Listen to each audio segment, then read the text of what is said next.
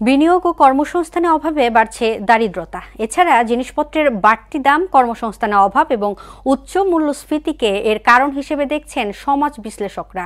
আর এমন পরিস্থিতিতে শ্রেষ্ঠ খাদ্য নিরাপত্তাহীনতায় পর্যাপ্ত পুষ্টিকর খাবার পাচ্ছে না দরিদ্র শ্রেণী। ফলে তারা দীর্ঘমেয়াদে স্থায়ী পুষ্টিহীনতার শিকার হতে পারেন বলে আশঙ্কা করছেন অর্থনীতিবিদরা। অবস্থা উত্তরণের সমতা, ন্যায় বিচার, বৈষম্যহীনতা ও নাগরিক কল্যাণ নিশ্চিতের তাগিদও দেন তারা। শিহাব উদ্দিনের ক্যামেরায় উষা ফেরদৌসের 2 পর্বের ধারাবাহিক প্রতিবেদনের প্রথম পর্ব আজ। 3 বছর ধরে উচ্চ মূল্যস্ফীতির কারণে মানুষের প্রকৃত আয় কমেছে। তাতে বিপুল সংখ্যক মানুষ দারিদ্র সীমার নিচে নেমে গেছে।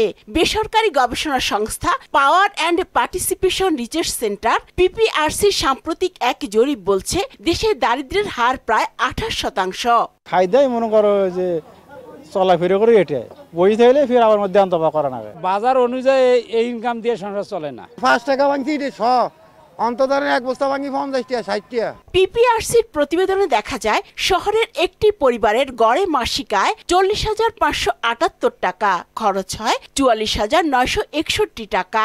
সরকারি হিসেবেও একটি পরিবারের গড় মাসিক আয় 32,685 টাকা, বিপরীতে ব্যয় 32,615 টাকা।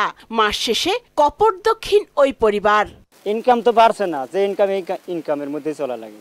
আর দিন দিন যাচ্ছে সব দ্রব্য পণ্যের দাম বাড়ছে। জিনিসের দাম বাড়ছে মানে আমাদের মজুরি বাড়ে নাই। 400 টাকা কিতা আর সমস্যারে কিতা তো জান তো বাঁচানি লাগবো।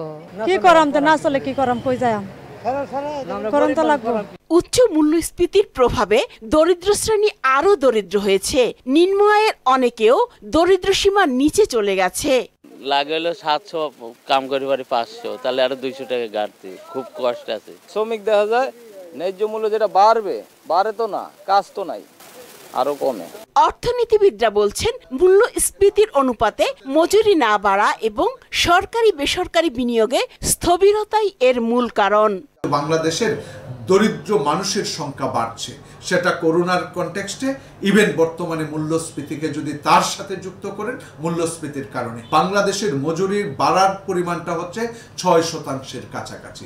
তার মানে 3%, এই যে 3% পয়েন্ট বেশি। কি বেশি? মূল্যস্ফীতি বেশি।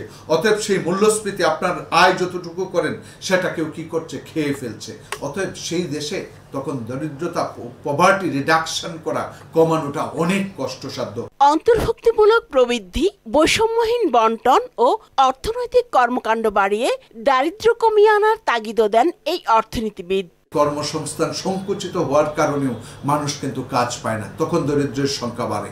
উষা ফেরদৌস, মোহনা সংবাদ, ঢাকা।